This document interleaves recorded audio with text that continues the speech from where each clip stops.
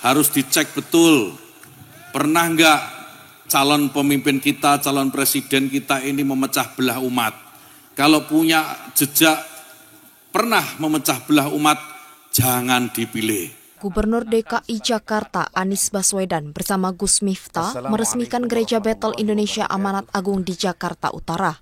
Dalam sambutannya, Anies menceritakan perjalanan jemaat gereja selama puluhan tahun yang sudah menjadi bagian penting dari kehidupan masyarakat di penjaringan. Polemik pernyataan Menteri Agama Yakut Khalil Qomas yang diduga membandingkan dampak suara azan dengan gonggongan anjing terhadap kenyamanan lingkungan dan toleransi umat beragam terus memanas.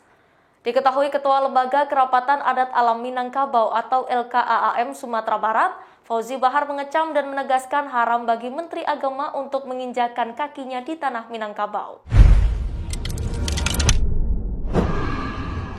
Assalamualaikum warahmatullahi wabarakatuh. Waalaikumsalam warahmatullahi wabarakatuh. Pemirsa, kita sampai di proses-proses pembacaan berita. Di ruang tayang, dibacain berita. Bung kameramen mau memberitakan apa gerangan? Ya, Bung Alfian, terima kasih. Alhamdulillah kita berjumpa kembali Bung Alfian. Yang Bung Alfian kali ini tidak pakai peci nih. Takut dikira orang lain sama netizen. Nah Bung Alfian, kita memang belakangan ini memang isu politik sedang panas Bung Alfian menjelang 2024, apalagi setelah Pak Anies mendeklarasikan cawapresnya.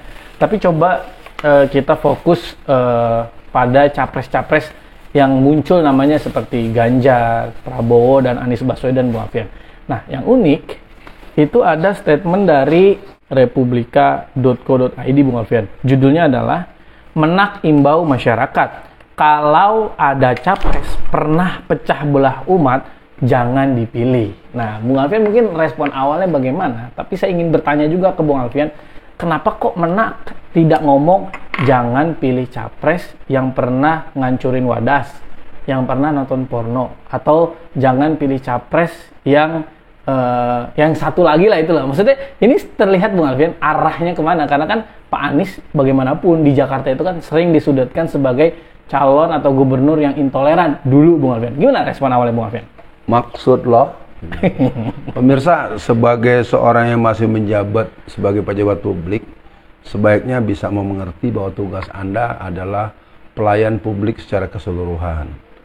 Jadi suasana yang bernuansa represif itu sebetulnya teror itu ya. Pernyataan seperti itu sudah mengarah kepada sebuah pandangan yang sangat sentimen, sangat antipati, dan itu tidak layak bagi pejabat publik berbicara tanpa argumen. Masa sih, maksud lo siapa itu kan gitu. Nah, yang jelas dari saya yang disebut pemecah belah umat itu justru kebanyakan dari orang-orang yang bersama dengan dia di tempat yang lain.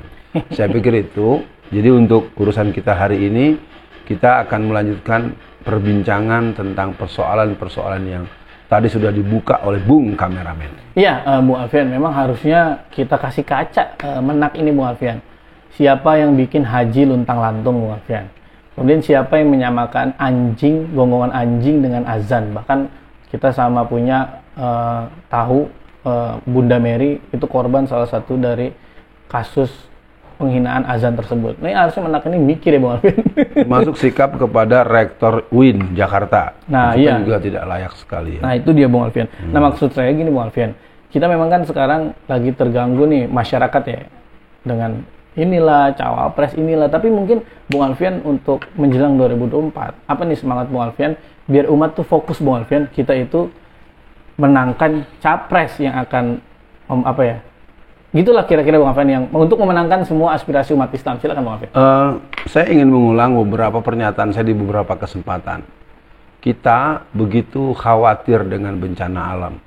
Kita begitu khawatir dengan pandemi, dengan bencana penyebaran virus apapun namanya, yang paling belakangan kan virus COVID-19. Kita begitu khawatir dengan bencana alam, dengan penyebaran penyakit. Tapi kenapa kita tidak khawatir dengan bencana politik? Nah, rasanya ini Bung kameramen perlu menjadi pembicaraan tersendiri bahwasanya umat Islam ini umat mayoritas. Tapi kenapa mayoritas tetapi sering dibatasi dan sering mendapatkan stigmatisasi yang berlebihan? Misalnya istilah radikal, misalnya istilah terorisme, teroris, dan banyak hal, ya. Dan saya pikir ini juga termasuk intoleran. Yang intoleran itu siapa? Kalau dalam prakteknya yang sering saya lihat dan yang sering saya temui, justru umat Islam adalah umat yang paling toleran terhadap orang-orang yang di luar Islam. Kita lihat bagaimana perlakuan agama tertentu di Pulau Bali misalnya. Ketika orang Jumatan, ada hari ibadah mereka yang tidak boleh menghidupkan api, tidak boleh menghidupkan pengeras suara. Akibatnya orang tidak bisa sholat, dan ketika orang tetap sholat, lalu kemudian dipersekusi. Nah, ini juga kita tengok di beberapa daerah di Indonesia Timur. Artinya intoleran ternyata terjadi justru bukan tidak dominan justru di umat Islam, justru terjadi di tempat lain di mana umat Islamnya keadaannya minoritas atau umat Islamnya tidak punya otoritas. Nah, kita tengok di banyak instansi, di perusahaan-perusahaan ada yang melarang sholat, itu kan intoleran. Yang melarang berjilbab itu intoleran dan bertentangan dengan Undang-Undang 45 atau pasal 29 ayat 1 dan 2. Ya, Bung Alfian. Menurut saya, Bung Alfian, apa yang Bung Alfian sampaikan, memang kan kita kan sebetulnya tetap ingin presiden yang ke depan nanti minimal ya Bung Alfian, tidak menyusahkan umat Islam, tidak mengganggu ajaran Islam ya Bung Alfian, termasuk terhadap ajaran agama lain, tidak boleh diganggu. Nah, itu prinsipnya. Tapi Bung Alfian, kalau kita kembali ke tentang Menak Yakut ini Bung Alfian, jadi statement ini menurut saya berbahaya loh Bung Alfian. Jadi kan dia Menak Yakut meminta masyarakat tidak memilih calon pemimpin yang menggunakan agama sebagai alat politik untuk memperoleh kekuasaan. Agama seharusnya dapat melindungi kepentingan seluruh umat, masyarakat, umat Islam diajarkan agar menebar Islam sebagai rahmatan lil alamin. Rahmat untuk alam semesta, bukan rahmat lil islami tok. Nah, itu kata dia tuh Bung Alfian. Kemudian, karena itu, pemimpin yang ideal menurutnya harus mampu menjadi rahmat bagi semua golongan. Kita lihat calon pemimpin kita, pernah nggak menggunakan agama sebagai alat untuk memenangkan kepentingan atau tidak? Kalau pernah, jangan dipilih. Nah, memang ketika Pak Anies maju sebagai gubernur Bung Alfian di Jakarta, itu kan dituduhnya bawa-bawa agama lah, apalah. Lah, tapi dia nggak mikir Bung Alfian. Ahok menghina Islam sebetulnya kan, untuk dia mendapatkan elektabilitas di kalangan kafir. jadi ini kayak, jadi artinya menurut saya Bung Alfian, Menak ini khawatir orang-orang yang cinta pada agamanya, orang-orang yang berketuhanan yang Maha Esa jadi presiden negeri ini. Saya menangkapnya begitu. Atau Bung Alfian punya pandangan? Iya, yang jelas saya mau tanya ulang pada saudara Menak. Anda tuh jadi menteri agama karena Anda siapa? Karena Anda adalah orang yang dianggap punya fungsi representasi dari sebuah kelembagaan ormas agama. Betul. Jadi Anda tuh kalau bukan karena agama, Anda nggak bakal jadi menteri. Saya pikir penting ini saya mengingatkan. Iya, benar. Jadi jangan sampai kita dipaksa-paksa tidak boleh menegaskan siapa kita. Justru sikap toleransi, justru sikap menjaga kebinekaan itu ditunjukkan dengan sikap berteguh-teguh dengan keyakinan masing-masing. Jadi menurut hemat saya ini sebagai kode positif dari Menteri Agama, bahwasanya mari kaum muslimin, mari kita gunakan agama kita yang memberikan dalil wa ma arsalnaka illa rahmatan lil alamin. Rahmat bagi seluruh sekalian alam itu akan terjadi di mana Islam itu berkuasa. Betul. Ketika pemimpin Islam itu memegang otoritas politik. Jadi kalau sistem Islam, syariat Islam, orang-orang yang berkarakter Islam tidak memegang tampuk kekuasaan, maka tidak akan pernah wujud yang namanya rahmatan lil alamin. Siap. Ya silakan, Anda boleh tanya ulang pada kiai-kiai yang Anda dekat, ya, karena Anda punya komunitas yang cukup besar dan kita juga menghormati, kita bangga. Silakan ditanyakan Bung Menak kepada ulama-ulama yang juga punya otoritas keilmuan yang saya juga mencintai mereka semua. Begitu Bung Kameramen. Iya, Bung Alfian. Ditambah lagi Bung Alfian, setelah Pak Anies mendeklarasikan Caimin, itu langsung PBNU, tapi PBNU udah sebelumnya udah ngomong terus lah ya, tapi dia memang seru menegaskan jangan ada capres bawa nama NU, Bung Alfian. Jadi ya dulu Ma'ruf Amin bawa NU apa enggak tuh? Gitu kan kira-kira. Jadi saya kok merasa ya Bung Alfian, jadi mereka tuh pengen hasilnya tapi nggak pengen usahanya. Saya tangkap gitu.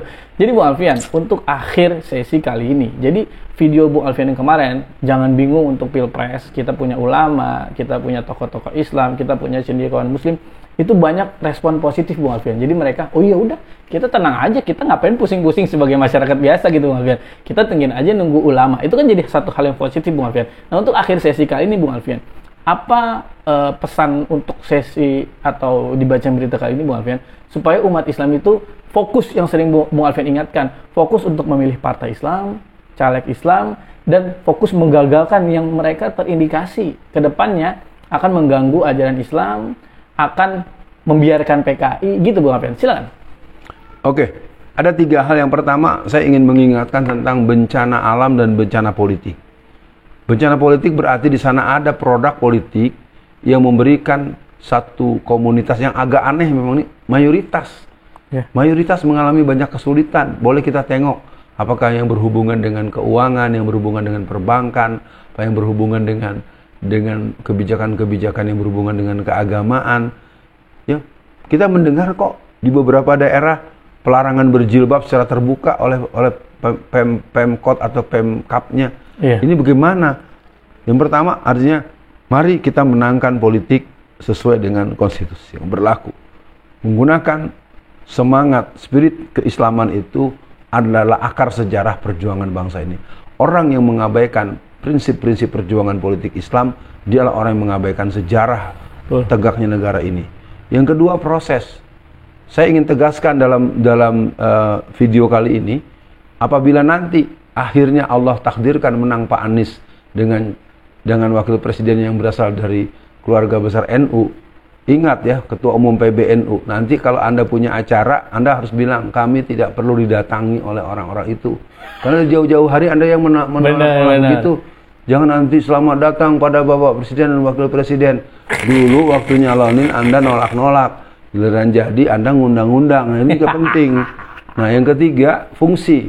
Saya himbau kepada bapak-bapak yang maju, para calon-calon presiden, dan tentu kita sudah mempertegas dukungan bahwa kita akan menjadikan Pak Anies Baswedan. Jadi semangat kita adalah memenangkan Pak Anies Baswedan untuk menjadi presiden perubahan. Dan tentu ini fungsinya adalah fungsi wa ma arsalnaka illa rahmatan lil alamin. Begitu Bung Menak ya. Jadi ini artinya ayat tadi tetap relevan di saat umat Islam, tokoh Islam memiliki otoritas kekuasaan, baru ayat ini diterapkan. Assalamualaikum warahmatullahi wabarakatuh. Waalaikumsalam warahmatullahi wabarakatuh.